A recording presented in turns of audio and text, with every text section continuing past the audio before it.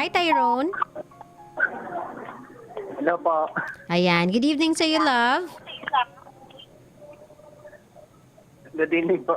Ayan, sige Tyrone, kwentuhan mo na ako anong may paglilingkod ko kay Tyrone at na patawag po sa usapang LDR. Ano po kasi, yung girlfriend ko po, dati, okay po kami. Mm. Dito sa Maynila. Bago, napaka-selosa. Pwede po ba, kahit sabihin ko po yung tunay kong pangalan? Kasi dinala ko po pangalan ko nasa Facebook account ko lang po yun eh. Eh, bakit kailangan pa natin malaman yung totoo mong pangalan? Gusto mo i-reveal, ganon? Hindi po. Ang ibig ko lang sabihin po, baka nakikinig po yung jowa ko, baka Ah, okay. So, anong pangalan itatawag ko sa'yo ngayong gabi kahit nasabi ko na yung una mong pangalan? Jeric na lang po, Jeric. Ah, sige. Jeric, sige. Kwentuhan mo na ako. Anong meron kay girlfriend? Gano'n na kayo katagal? Saan kayo nagkakilala? Anong problema? Go ahead. Ano po kasi, nung nandito pa po siya sa Maynila po, kasi umuwi siya ng probinsya nung July 10. Okay pa po kami. Lagi kami nag-meet. Isang buwan, 3, 4, ganyan. Kasi meron po rin akong trabaho. Bago po umalis na po siya, pumunta ng probinsya, umuwi. Parang baga nanlalamig na siya. Hindi na siya kumukontak. Pag kumukontak naman po ako, ang iksi ng oras namin, parang binabaliwala baga yung namin, yung samahan namin. Parang ewan ko. Okay. Pero sinabi mo ba sa kanya na medyo napapansin ko lately dumadalang, lumalamig? Kapag sinasabi mo ba sa kanya na yun yung napupuna mo, anong sinasabi ni GF? Ano lang po, minsan sinasabi niya po busy raw po siya. Tuwing naman po tinatawagan ko po siya, kapatid niya po yung sumasagot, yung kapatid niya. Tinatanong ko naman, minsan kumakain lang, minsan naman po saan lang pumunta. Busy naman pala siya. Tignan mo, hindi niya nga magawang hawakan yung cellphone niya sa sobrang kabisihan niya. Busy sa pagkain, no? Bakit? Busy sa paggala. Nag-ano lang kasi po ako, nagtatago lang akong tumawag sa kapatid niya. Tinatanong ko anong ginagawa ng kapatid niya. Minsan sabi niya nanonood lang daw ng TV. Bago pagkausap ko yung jowa ko, saglit na saglit lang po. Isang beses pa, siyempre may trabaho po ako. Nag-text sa akin, biglaan na lang po, mga alas 11 na po. Sabi sa akin, ang landi-landi ko. No? Sabi ko, hindi naman po ako nag-ano. Ako, birang-bira ko nga nahawak ang cellphone ko Parang hindi po siya naniniwala. Gusto niya, parang away, ganyan. Sabi ko, simpleng issue ka ako. Hindi dapat ka na pag-awayan. Okay, anong issue ba yon? Kasi baka simple sa'yo pero para sa kanya hindi. Bakit niya nasabing ang landi-landi mo? Sa akin po kasi, parang wala lang. Wala naman akong nagawang kasalanan. Baga, nag-e-effort naman ako, natawag ako minsan. Oh, paano niya nga nasabi na ang landi mo? Oo nga, hindi ko nga alam Sabi niya kasi sa akin, di ko na raw ginagamit yung account ko. Ang problema po, yung isa ko raw account, meron pa raw akong isang tinatago. Sabi ko, wala na, nasa yun ang account ko ayaw po maniwala. Minsan po kasi, nag-online po ako ng mga alas 12 na po. Pinagseselosan po kasi yung ex ko nasa ibang bansa. Sabi sa akin, baka raw nag-online ako para lang ma-communication ko yung nasa ibang bansa kasi siya tulog na. Sabi ko, hindi naman kaso. Minsan na nag-Facebook. Okay. So, ibig sabihin, naghihinala siya for no reason at all. Opo. Oo, kumbaga walang kapararakan, walang pruweba, walang basehan. Nagsiselo siya out of nowhere, tas bigla siyang nanlalamig. Parang hindi na siya nag-i-entertain sa akin. Para bagang nakakalimot na sa mga namin. Ang kinakatakot ko lang ganun siya lagi, nagseselos, nagmo-move on na paunti-unti. Ako naman ang maiwan na nagmamahal. Nagmo-move on kayo pa? Po? Nagmo-move on na siya kayo pa? Hindi po. Ang ibig kong sabihin po, baka ako na sa paunti-unti niyang pagseselos, pinabayaan na lang niya kung anong meron kami. Kakalimutan na lang niya kasi iniisip niya, may iba na ako kasi nag-online ako, kino-communication ko yung nasa ibang bansa na ex ko. Okay. Nagugulan po ako, di ko ma-explain masyado eh. Oo. Ano ba? Sana tinanong mo muna yung jowa mo, ikaw ba talaga nakakatul ka ba? medyo ibang klase yung takbo ng pag-iisip mo, para kang nakakatul eh. Hindi ko alam kung saan mo kinukuha yung hocus-pocus mong paniniwala na meron akong iba dahil lang naka-online ako ng madaling araw eh.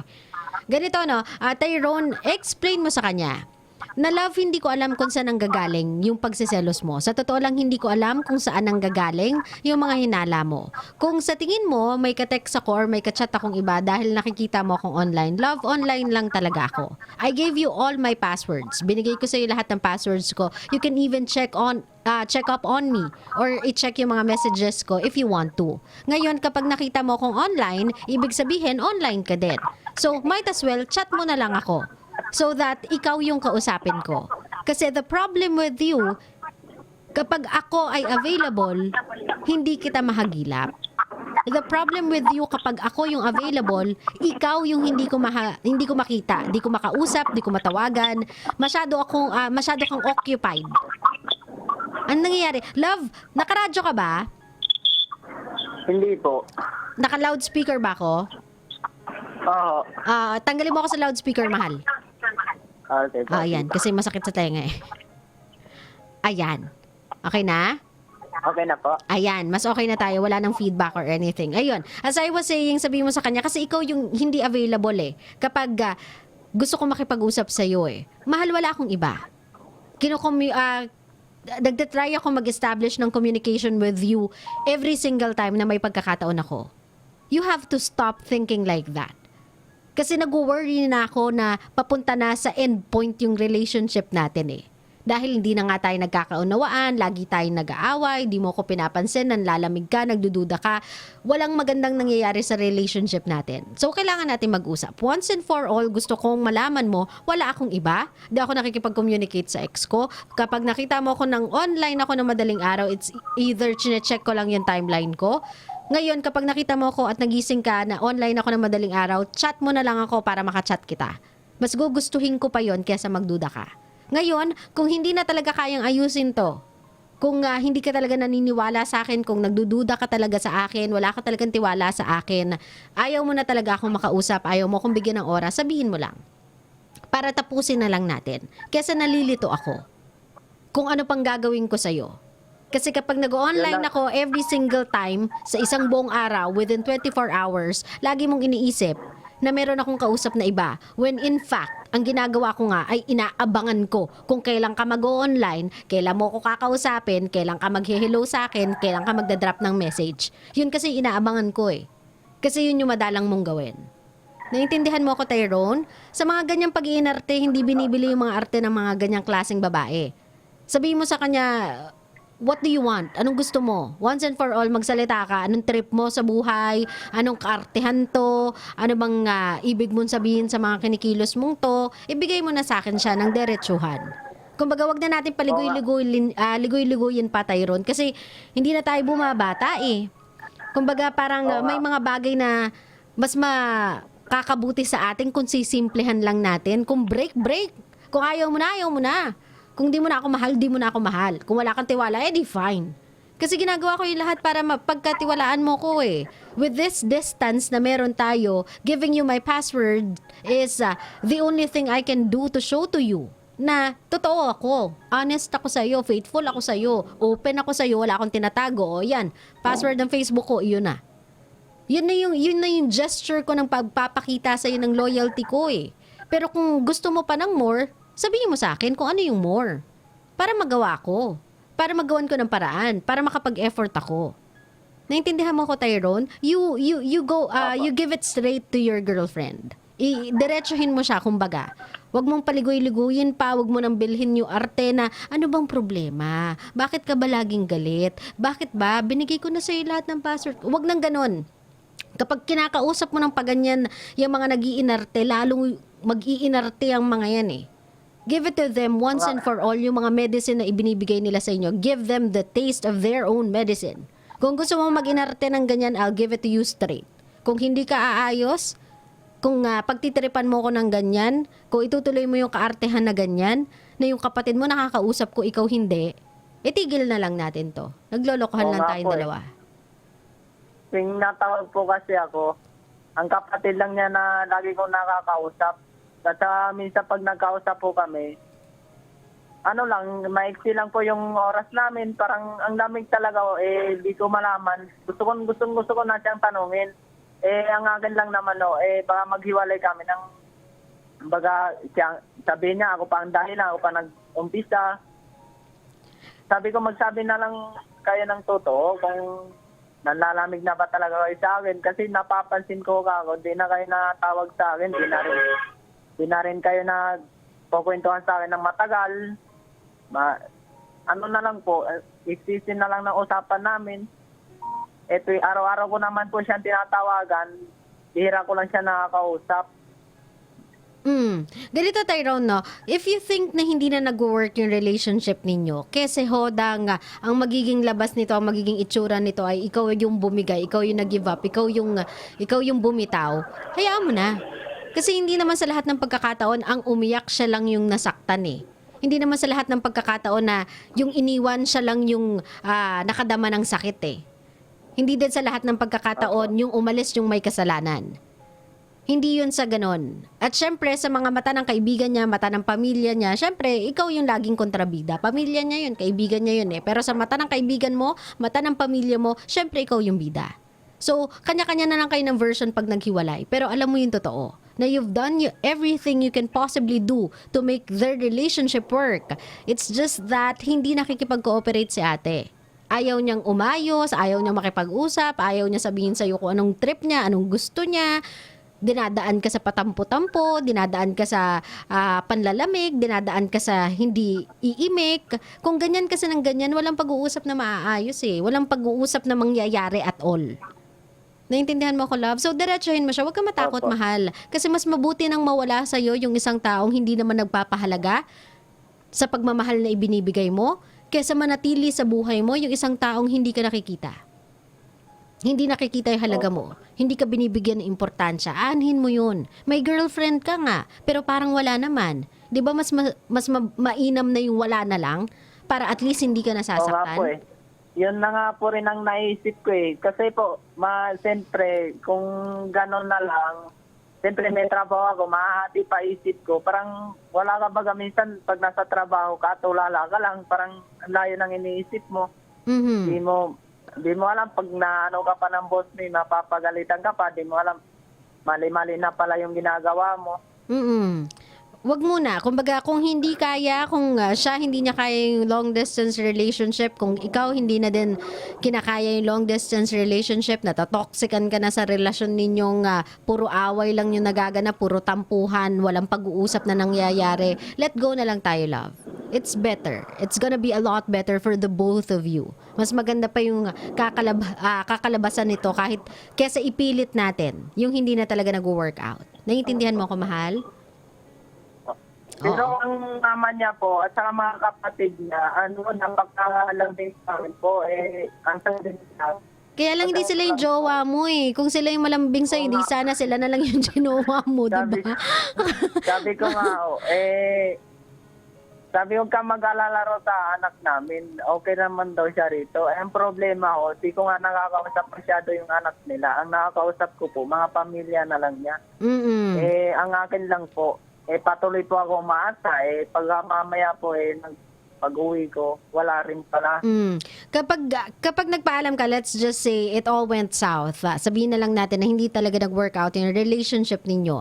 Kapag tatapusin mo na yung relasyon ninyo, magpaalam ka na lang ng mabuti sa pamilya niya. Like for example, kung yung kapatid niya nakaklose mo, sabihin mo, bro, pasensya na ha, kailangan ko na talaga makipaghiwalay sa ate mo, ikaw na lang bahala magbantay sa kanya, hindi na talaga kami nagkakaintindihan, itong distance na to, parang pinaglayo talaga kami ng bongga, mahirap man tong gagawin ko, hindi man tong magiging masaya for the both of us, I think it's for the best. Para makapag-focus ako, tas yung ate mo, hindi patuloy na maghintay sa akin. So, alis na lang ako. Sabihin mo din yun sa mga magulang niya, humingi ka ng dispensa sa gagawin mo, tapos magpasalamat ka sa naging relationship ninyo, and you exit, or you take an exit dyan sa relationship na yan gracefully. Pero, wag mo nang itolerate yung pag-iinerte ni ate, tapos, alam mo yun, i-accommodate mo pa yung mga whims niya, yung mga demand niya na wala naman sa hulog, or yung mga accusations niya na wala namang basehan. Kasi that will be toxic for you, Tyrone. Nandito ka sa Maynila para maghanap buhay Para kahit papano gawing maalwal yung buhay mo Para magkaroon ng something in your life. At hindi mo yun nagagawa ng maayos just because nag-iinerte si ate. At hindi yun maganda. Po yun. Sabi ko nga, sabi ko, hindi naman kako to na nagtatrabaho para sa akin lang. Siyempre, andyan ka na kung kako na magandang natin, pang-future na rin to. Hindi naman kako para sa sarili ko lang. Malimit ho na rin kasi ako nagbibigay ng tulong sa kanila, paminsan-minsan, pag halimbawa may sakit, ganyan yan. Kaya naman mahal na mahal ka ng pamilya. Nga po Oo, kaya naman pala. Golden goose. Hayaan mo na. Yung tinulong mo sa kanila, Tyrone, isipin mo na lang, kawang gawa mo yon. It's something that doesn't just help them, it actually made you feel better. Kumbaga, parang feeling mo, syempre, kahit papano sa puso mo na nakatulong ka. Yun na lang siguro isipin mo doon. Na ginawa mo yun out of love at ginawa mo yun out of kindness. Babalik naman yun sa'yo ng threefolds yung kabaitang ipinapakita mo sa iba.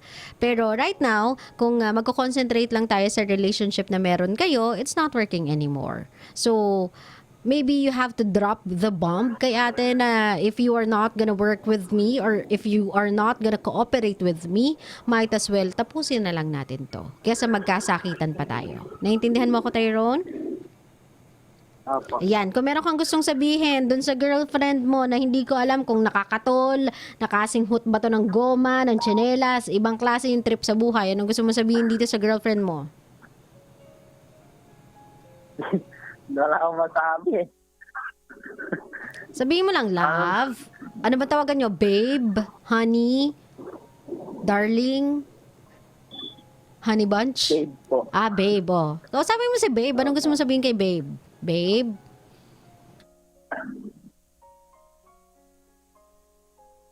Mahirap po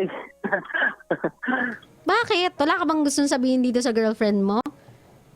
Meron naman po na parang O, kala ko ba baka nakikinig siya Gusto mo rin namang ipaalam sa kanya. O, ito na nga yung pagkakataon mo Kausapin mo na, babe.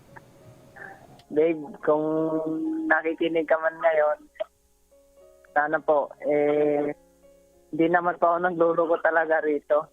Saka wala namang talaga na pagsisilo sa model. Nagtatrabaho lang talaga. Sana kung aabot man tayo sa hiwalayan na hindi ko alam. Kung aabot man sa hiwalayan, sana maging masaya ka. Ganun na lang po. Wala rin naman kasi. Parang nandalamit na. Kaya ayos lang pag wala ang tiwala. Kung gusto mo hiwalayan, ayos lang sa akin.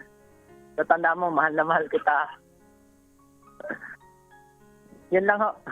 Ayan. Ganito, no, Tyrone, if ever na this one, itong relationship ninyo went south, hindi na talaga mag-work out, isipin mo na lang na ginawa mo na yung lahat.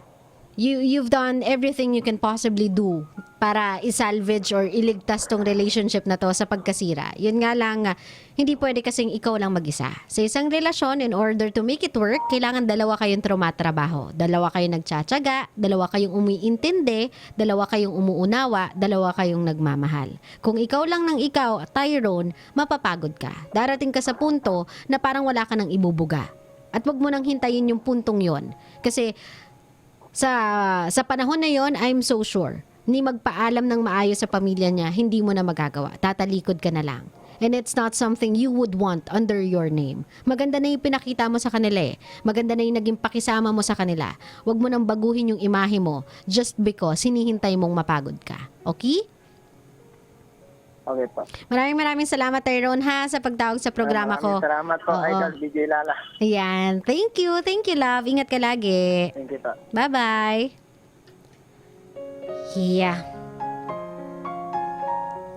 O diba, sa mga kabisyo natin kasi, lalong-lalo na po yung mga babae out there or kahit hindi babae, sa magkarelasyon. If you want something out of a relationship, wag niyo nang idaan sa pakiramdaman. Hindi naman po kasi manghuhula ang mga lalaki para hulaan yung nararamdaman ninyong mga babae. If you want something from your boyfriend, if meron kayong nararamdaman, wag niyo nang idaan sa mga senyales, idaan sa galit, sa tampo, sabihin niyo na lang para maayos na siya. O diba, kasi yung oras na ginugugol ninyo ng kakainarte, kung ginamit nyo na lang yan para mapag-usapan yung problema, di sana yung mga panahong ngayon na pinag-uusapan nyo pa lang kung ano yung nangyayari, di sana ginagamit nyo na para makamove on dun sa topic na yon, para maisara yung problema na yon, para matapos yung problema na yon, di ba? Huwag na tayong mag-inarte, girls. Hindi kasi manghuhula ang mga lalaki para hulaan yung feelings natin. If nakikita nyo sila as insensitive, tayo naman nagiging overly sensitive. We have to create a balance. Not every guy can read our language or sabihin na natin, can read our mind.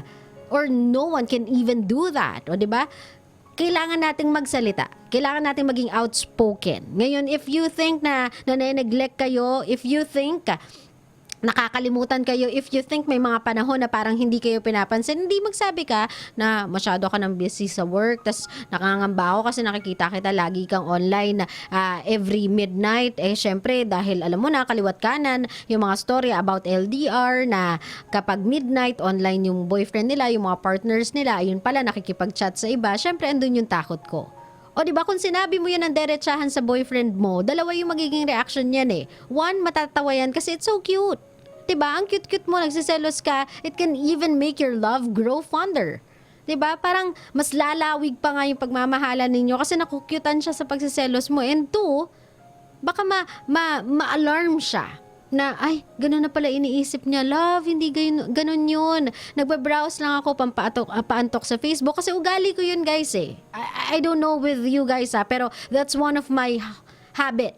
Nagbabrowse lang ako sa Facebook ng mga videos na sunod-sunod like funny videos, mga life hacks, mga mukbang, mga pagkain ng seafoods, yung mga ganyan. Nagbabrowse lang ako ng ganun. Eventually, inaantok ako at nakakatulugan ko talaga yung cellphone ko. It's a habit of mine that actually works in order to make me sleep. So maybe your boyfriend or your partner ay hindi naman talaga nakikipag-chat sa iba. Nagbabrowse lang talaga sa Facebook kasi ang dami mo talagang pwedeng mabasa sa Facebook. Ang daming pwedeng makapukaw ng attention mo doon. It's entertaining. So, wag kayong laging, alam nyo yun, NBI kung mag-imbestiga. Wag kayong maging assumptionista sa lahat ng oras na online ka na madaling araw, meron tong iba. Ay, naku, meron tong inaanong-ano. Wag naman ganun, love. O, diba? Wag naman ganun. As long as wala kang nahuhuli, wala kang pruweba, wala kang basis, i-reject mo yan sa utak mong yan. I-reject mo sa utak mo yung ganyang klaseng thinking. Kasi it won't help your relationship. No, it will make you look smarter. It will just, alam mo yun, break your relationship apart. Something that you've built for a very long time. Something na alam mong nag-invest ka na ng emotions, time, and efforts with. Sisirain lang nun lahat ng naipundar mo dahil lang sa isang hinalang wala namang basehan. Okay?